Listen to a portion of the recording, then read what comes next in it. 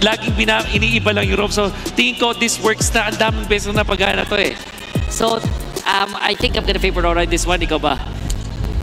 Gonna go with Liquid. Okay. So, 50-50. patas ang hakbang ng lahat. Pero dito sa Cuneta, may sarili silang boto. Ang unang hakbang para maging immortal. Casters, it is time to take the stage. Magsisimula na ang pinakaunang laro ng ating Best of 7 Grand Finals between Team Liquid Philippines and Aurora Gaming. Payasan na mga papayasan, pusuan na mga pinupusuan dahil makikita na natin ang lakas ng Pinas. Mahaba-haba itong araw na to para sa mga MLBB at MPM fans, mga super fans natin na nagsisigawan na ngayon.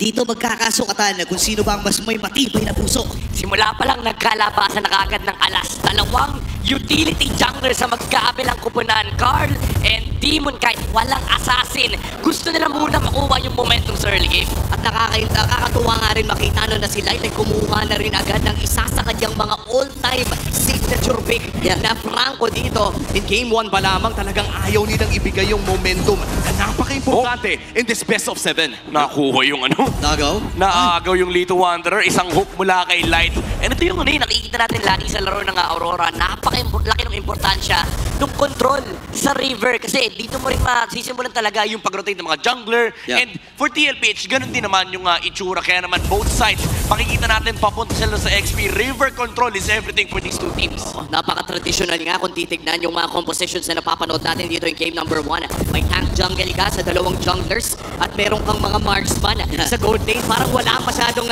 nagbago kung ikukumpara sa mga unang araw ng ating playoffs. Silip muna tayo sa ating Infinix in-game equipment. Maagang tier 2 boots para dito kay Light. Yeah, rapid boots para mas mabilis siya makagalaw sa river. And ganito na rin yung nagiging takbo ng early game natin. Very classic approach na to na yung mga roamers sinasamahan yung kanilang mga junglers kasi may nakukuha pang extra golden XP and then pupunta sa may middle lane para i-clear yung second wave and then lahat sila magmamadali papunta doon sa XP. Kaya naman kanina pa nakabantay dito si Light pero naunang makabalik sa mid si JP. May pumistuhan na ginagawa na rin ang Team Liquid Philippines. Atake na sa kanilang poder yung unang pagaw na laban na ito. Inaantay na rin si Carlito. Pulso sila dun sa Lopus, gugulot na si Carl, Level 4 na si Sanford. Lalapit si Carl Casey, mahaan si Timon kahit RWM, Edward! Okay, Feather Nursing naman isasagot ni Yung sa may madalikod. Mapapatay pa si Sanji! Breaker 10! Napakalang nakakan ito si Timon kahit sa'yo ni Edward! Si Sanji naman naninitikan! Nakabawi din naman si Yue, pero dalawa tumumba sa kanilang panig! Cyclone Eye, susubok panig! Ay! Meron yung hook! Tumama pa! Sa tamatawat si Carlito yun! Pinapag-isapan ko sa mga na si Oheb! Nakabawi din sila, madugong early game ang ating nararanasan! 2 minuto pa lang, may 5 kills na! At mga matatagang ng parang isa! Pero hindi na, matutuloy pa! Turtle na muna ang usapan! Grabe yung palitan din ng pen si DK! Ang nagwagi! Lamang nga naman sa retrihan yung Fredrin. Oo, tsaka wala din kasi hindi na umabot si Cartezy. What a punish! Coming up from Aurora, naging maganda yung simula, yung setup ng TLPH. Alam nila medyo delay yung turtle take dito ng Aurora kaya nagmadali. Hinatak agad ni JP yung pagong and si Cartezy, hinahanap niya kagad si Demon Kite kasi alam nila meron reload manipulation. Si Sanji naibig si Demon Kite nung nawala na yung jungler ng Aurora. Doon na sana sila magkakaroon ng chance kunin yung pagong. Kaso men, si Yue binagsakan kagad si Sanji. Nag-microan pa nga silang dalawa. Hinintay pa ni Sanji yung huling bagsak ng Feather Airstrike bago niya ginamit yung kanyang flicker down to the last second. Imagine mo men, nabuhay pa si Yue doon. Oo, sobrang tagal ng laban na yun. Nagkaroon para ata ng 2 kalahating reset but another AOG dito sa baba. Si Dominic Kite, nakalahating kagad ang kanyang buhay. Si Light, sinasakot dito yung kanyang sarili pero yun pa rin mo siya nagamit din. Dapat umba na naman si Light. Napakatindi na nagiging palitan na dito. And the Team Liquid Philippines. Dominic Kite, JP. Yung Feather na siya nagamit din. Pasok din with the fighter. JP, matibay talaga ang TLPH. Pero aatrasan na muna dito ng Aurora. Mukhang tatahimik muna ang lanap doon pero mukhang may magpakan naman dito sa may batang XP lane. Balikan lamang ni Sanford at ni Edward. Red Spiker na nagamit na nga rin. Pero mukhang hindi naman magkakapatayan ng dalawang ito. Actually, medyo parang Esmeralda Uranus din Parehas malala yung lifesteal or yung spellbomb nitong dalawa. But for TLPH, ito yung sagot nila doon sa hinain ni Wolf na Kiss to Victory para maiwasan mo yung double doming or doming double, dalhin mo sa gold lane yung away. Oo, Chap, kanina pa nga nagkakaroon talaga ng mga suntukan doon sa may bandang ibaba, pero mukhang lilipat na tayo sa may bandang XP lane at 15 seconds na lamang ay lalabas na ang pangalawang pagong ng larong ito. And by that expanding rivers ay maaasahan natin na agad-agad ding makakapunta ang mga miyembro ng Aurora and Team Liquid Philippines. Magsiguro bago ito lumabas, pero mukhang nagpa-farm muna ang parehas na junglers. Okay, ngayon hahatakin at iiwas muna itong Ori. Oy, may tinamaan din! At hindi ata makakaiwas si JP. Mabuti na lang ay hindi rin ready ang Aurora para i-burst itong si JP. And hindi rin siya yung tamang tao para i-burst Light. Yan na, may angulo. Sino makakakuha, Carl? Paano na makakasecure? Ayan na, AOG, hindi na ikasa. Ngayon, si Demon Knight, kailangan Ford! Then, yung penalty zone and AOG sa likuran. Dalawa kagad na napatumba. Napakaganda na nagiging simula ng Team Liquid Philippines. Sumama na rin si Ohim para lang sigurado. Flicker penalty zone mula dito kay Sanford. Kaduluduluhan. Nakahanap pa ng dalawa. Binibilisan nila yung laro dito. Pinapakita nila yung express ng Team Liquid Philippines na napakaganda ng start ng turtle take nila. Hinarangan na naman ni JP yung River na puwersang mag-recall si Dominic. Kahit umabot naman siya sa middle lane, pero once na umabot na yung TLPH doon sa turtle, kahit panahog si JP, blinitz nila yung turtle. Man, hindi lang Lord biniblitz pati yung turtle. At nasilip natin sa gold difference natin ng BPI na halos may tigli 500 to 600 na lamang ang mga miyembro ng Team Liquid Philippines. At sa pagsilip naman natin sa in-game equipment natin ng Infinix, ay papunta na nga tayo sa part ng Sky Piercer ni Doming kahit na siguro 1,000 pa bago mabuo. Yeah. Ito yung importanteng power spike para sa Aurora. Kailangan nila magamit yung mid-game tempo nila, especially with the front line, yung Fredrin, yung Lapo, and of course, yung magkaroon ng numero or yung stack ng Sky Piercer para kay Doming. Kaso ang problema nila dito, ang lalaki ng muscle nung heroes ng TLPH. Tsaka lahat sila nakikinabang doon sa Revitalize kasi yung mga spell bomb na nakukuha nila, especially on Sanford, ay malaking bagay sa pag-sustain ng damage ni Doming Kite. Grabe pag-check push na yung ginagawa ni Doming dito. Alam niya na may nagbabadyang daan ang Team Liquid Philippines patungong gold lane. Nariyan na rin naman si Light para protektahan ang kanilang gold laner. Take rotation mula sa parehas na kupunan. Okay, nakasilip lamang ang Team Liquid Philippines. Hinakatay nila pagkakataon. Nakita ni Sanji na may 2 tao na nagtatago doon sa may push. Pero 15 segundo para doon sa ikaluhuling ang pagong na laban. Huli si Sanford! Sa may bandang itaas, Fender Earthstrike and the Bravest Fighter na gamit. May idea na dito Team Liquid Philippines. Carl TZ na-rescue din naman. Gayon din itong si Sanji na nakantabay sa mga miyembro ng CL. O magdadaman na nasa pwesto ang dalawang kupunan. Si Timon kahit ang hawak para sa side ng Aurora Gaming. Pero mukhang ibibigay muna nila sa Team Liquid Philippines. Soft reset para dito sa Turtle. At mukhang magkakatingin ay kuna parehas na kupunan around this Turtle area. Sinasayaw na agad nila to. Okay, inilalayo din ni Demon kahit pinipilit hawakan ni Carl TZ ngayon. Papasok din si Edward. And the Bravest Fighter na gamit. Pero si Carlin pa rin na nagwagi. Habang si JP. Siya sa kupito yata na yung sarili. Ngayon naman ay nakakuha na ang kill dito. Team Liquid Philippines. Kailangan naman ito si Sanford. Pababa ka niya buhay. Pero nakakuha pa sila ng isang kill. Nakadalawa na naman ng TL kasama ang pagong. Napakalinis nun, pare. Magtatanong ka for Aurora, bakit hindi natin nakuha yung pagong? Kasalanan ni JP. Nag-dash yung Fredrin, men. Ang nakasalubog na yung AOG nung ganun catcha. And once again, TLPH, biniblitz na naman yung objective. Hindi nila hinahayaan makapag-setup ang Aurora. At tuloy lang ang pagkuha ng mga objectives para dito sa Team Liquid Philippines. Makakatore din si Oheb doon sa may bandang ibaba. And looking at our Infinix in-game equipment, sumasagot talaga si Oheb, pare. Papunta na siya sa kanyang third item 8 minutes in. Ang mahirap dito is yung damage dealer ng Aurora ay nakadepende kung kaya nila ma-hold yung mga frontliners. Aside sa ang lalaki ng muscle ng malaban namin, ang lilikot din. Imagine mo yung backshot drive and one direction lang yung barrel ng Rhapsody. And even si Oheb, napakarami niyang dash sa loob ng teamfight. Sa Aurora, importante talaga sila. Sa kanila naman, sila yung mag-setup ng teamfight. Pero lagi kasi nauuna yung Liquid Philippines. Oo, at mukhang nauuna naman ngayon ang side ng Aurora Gaming. Patungong XP lane. Pero may agad naman na makakapunta mula sa Team Liquid Philippines. In fact, sila pa nga ang papasok sa loob ng jungle ng Aurora. Demon Knight! Okay, natamaan si Demon Knight dito. Kailangan niya na umatras. Wow! Yung hook and the bloody hand! Doon na rescue na rin naman itong Sanford. Pero mapapaalam na kagad si Demon Knight. Pero pag Sanford, pero hindi magkakamit na sino ni Oheb. Sanford ay naka-zone pa rin. River Manipulation na gamit. Flicker ay na-force na rin para kay Sanji. Napakalinis ng pag-ikot ng CLK. Tapos sa pananalasa, nag-snap it! Hindi masiwasan ni Dominic Knight. Pero hindi na maiwasan ang pagsugod at nag-snap it ng TL. Si Edward ata yung may ipin. Diretso lamang si Oheb. Previous fighter na hinatag. Zaman Force as well. Pero nandito pa rin ang pulutungan ng TLPH. Pero magdidesisyon na sila na umatras pa. Team Liquid Philippines 2 minutes silang sa ilalim ng tore. Oo, grabe yung pagkite ng Aurora, pero grabe din yung aggression ng TLPH. Buti na lang may nahook si Light, nakuha niya si JP. Kaso pagka-hook si Men, napindot yung revitalize kaagad. Kaya medyo matagal yung, yung oras na tinik ng Aurora para patayin si JP. Now this is the Lord Dance na hinihintay ng Aurora. Panibagong setup. Kaso problema nila, Men, nagiging problema na yung Eve. Dati, sila lagi yung gumagamit ng Eve. Ngayon, nararamdaman na nila yung ginagawa ni Yue. At ibang klase din naman kasi mag-Eve dito si Sanji. Currently 2-1-7. Our finals MVP from last season of MPL Philippines. At sinisimulan na nga ng Team Liquid Philippines ang Lord na ito. Ito ang pinakaunang Lord ng ating laro. At nariyan naman si Timon Kite para sumubok mag-contest. At nag-conceal na nga dito. JP naghahanap ng potential na play. Finds Yue doon sa may bandang kilid. Pero mukhang hindi pa nila i-reset ang Lord na ito. JP ang sinasunod naman, pero nandun yung flicker and the penalty zone. Dalawang nahuli ka dito with the bagong. With the Lord pala. Pero si JP ngayon ang hinahabol din. And this time, ay si Demon Kite ay lalayo na. Ang ganda na naging atake doon at CLPH. Pero gusto ko i-comment, pre, yung penalty zone, parang my pa-fade away, pa-side away ata yun eh. Oo, talaga nga alay buhay yung ginagawa ni Sanford dito tsaka ni JP. And nagaganda nung kanilang mga sets. especially with the penalty zone, yung AOG hindi makapwesto si Demon Guard. And unfortunately, medyo bitin kasi yung bawi. Kasi parang kung ikaw si, kung ikaw si Light at Demon Guard, even if ibuhos mo lahat, parang hindi sapat. Napakakunat din kasi pag madaming miyembro na tamaan ng isang tirista, bumabalik yung buhay with the penalty zone, of course, yung spell bump din. And of course, yung passive na rin ng isang tirista na talagang nagpapakunat sa kanya. Looking at our golding difference ngayon, makikita natin na lumalamang na nga talaga sa pera si Oheb all the way to that 1K mark at tumataas na rin ang golding ng Team Liquid Philippines. A 5.6K deficit para dito sa Aurora Gaming at patuloy pa nga nagpupush ang unang Lord ng ating laro sa top lane.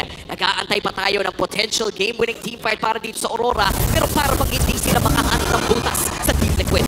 Hindi kayo mahirap na parte dito eh. So far ay wala ka tayo nakikita rin magagandang hook and bloody fun para dito. Kasi nga nahihirapan sila dun sa pagsubsub ng TLPH. Kasi kung may mahuli sa kanila, ready sila lahat sumubsub Yeah, grabe yung consistency na ginagawa ng TLPH. Parang telegraph yung laro nila. Every single time na open yung angulo. And as long as di kailangan mag-set ni Sanford, si Carl, yung naka-doming ka duty, tinatangke niya lahat ng mga Rhapsody mula sa bala ni Dominguez. And this makes it awkward for Aurora to actually fight. Kasi kahit palabanan mo yung backshot, may damage reduction yan eh. Ipapap niya lang yung Tortoise Poison. Tapos ang kasunod niyan, AOG na may penalty zone. At yun yung pinakamasakit, no? Yung flicker na burn na nga rin dito kay Dominguez. The moment na makulong si Dominguez sa loob ng AOG in penalty zone, parang pwede mo nang ilista the moment na walang flicker ang isang marksman. Kaya naman sa isang minuto nga, antayin natin bago lumabas ang pangalawang Lord na ito. Ay mukhang nang umaagaw na ng napakaraming resources ang side ng Team Liquid sa Aurora. Inuubusan na talaga na. Ang hirap pa naman pagka yung isang brethren ay hindi nakakakuha. No, hindi na nga naging maganda yung kanilang early game.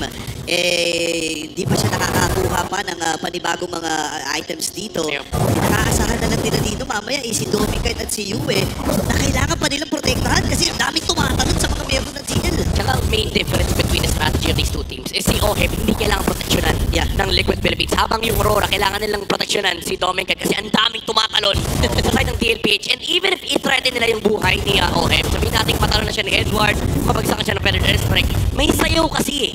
May Zaman Force and yung mobility na pwedeng ilabas ni Oheb dito. Kaya niyang micro-head yung mga tatalon sa harap niya. At tignan natin kung ma-micro pa nga niya as we head on towards the second Lord of the game. Kung saan mukhang mauunang pumwesto ang Team Liquid Philippines with the side of Aurora Gaming na mukhang hindi naman i-give up ng basta-basta ang Lord na ito. Once again, all objectives kung sa isang bagong ay napunta sa kamay ng Team Liquid Philippines. Ayaw sumubok dito ni Team Kai.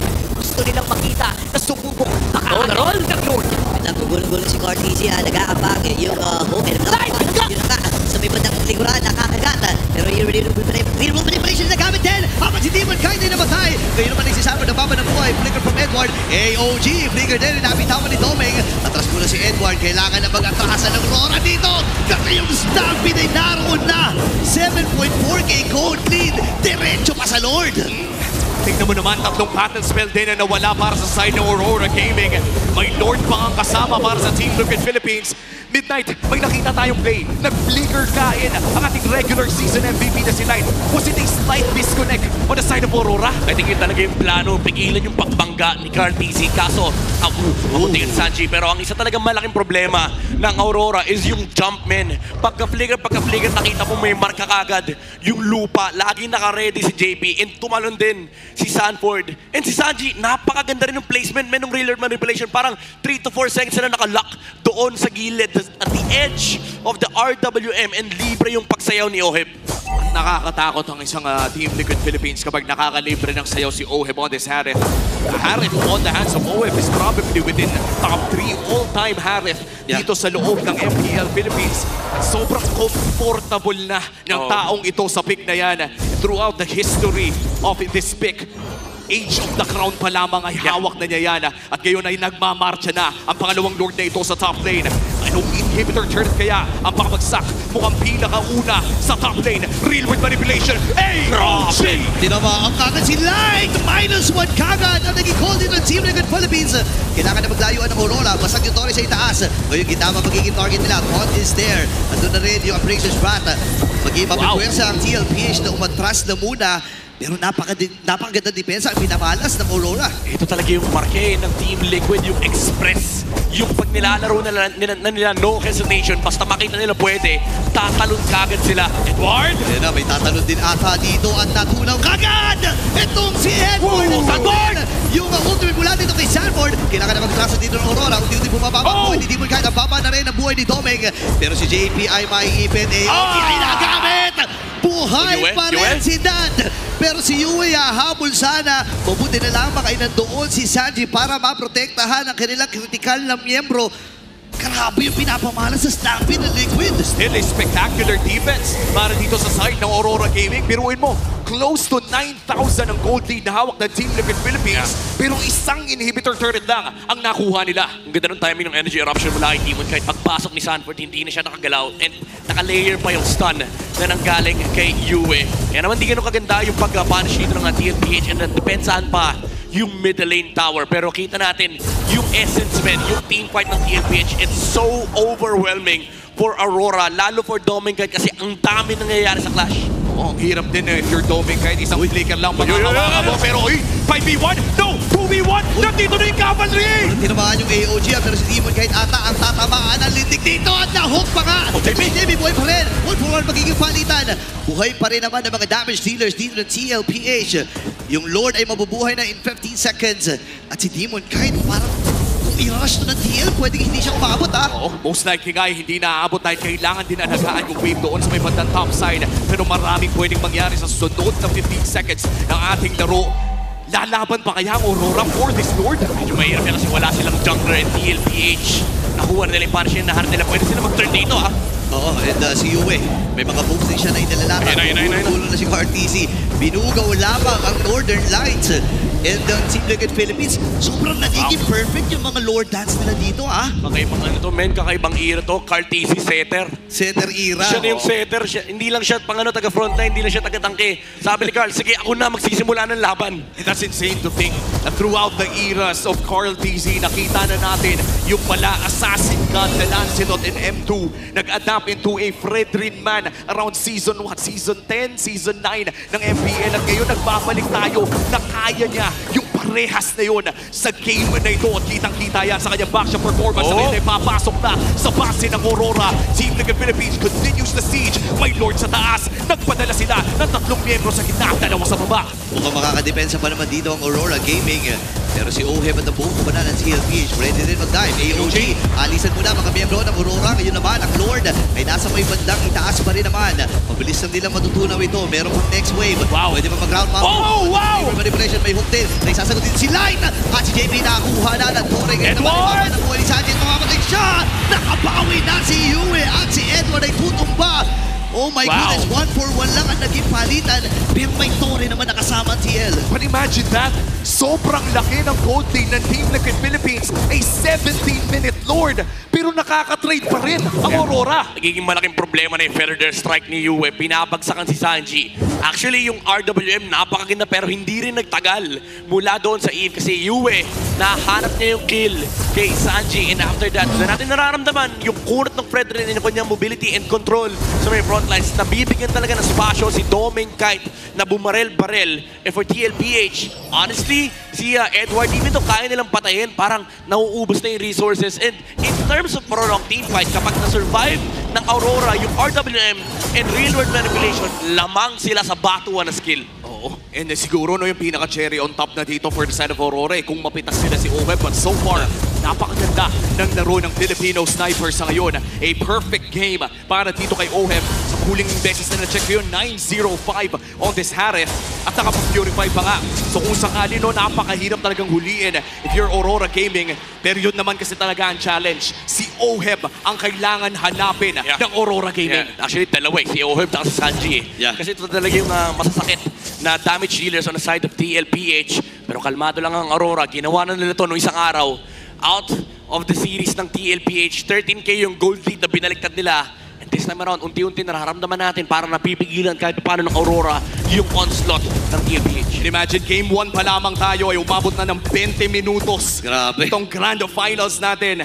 Ladies and gentlemen, itong dalawang teams natin, ang representatives for M7 at gutom pa rin ang dalawang kupunan na to na makuha ang MPLPH Championship. This is going to be the first Evolve Lord of our game. At alam naman na natin, notorious ang Evolve Lord sa pagtapos ng mga laro. Yep, ito na yung Filipino Lord Dance. Actually, map dance na nga yung ginagawa ng dalawang teams natin. Ang dami ng variable dito, yung slow push or yung slow lane sa kabilang side ng Lord, yung control sa river, sa mid river, and pati na rin yung bush. And of course, yung jungler appearance sa mga Lord. Hanggat wala nagpapakita ng jungler dyan, pareha sila, walang pake sa Lord. Alam din nila na lugi sila kapag hindi nila pinansin yung bottom. Ngayon ay magre-react na doon itong si Edward. Lord ay available na. Sisi mo na ito ng Simple Philippines. Si Demon Kite ay sumisilip din. JP, inagapo na magkakataon. Nakita na ni Demon Kite ito.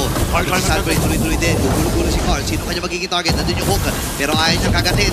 Sino ang kanyang kagatin? Si Shaji, free-hit din sa may madalikod. Si Oheb ay babalik din sa Lord. Ngayon ay babalik din ata ang TLPA. Si Demon Kite ay may ipit din na mag-isa. Ayun lang! Kasabay pa ka manipulation. Better relation pa mula kay UAA. Tinamaan yung dalawa!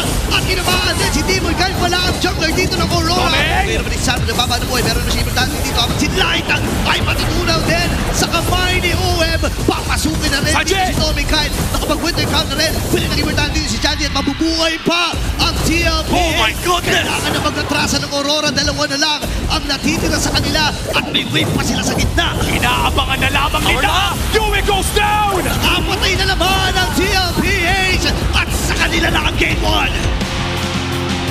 Game 1 secured.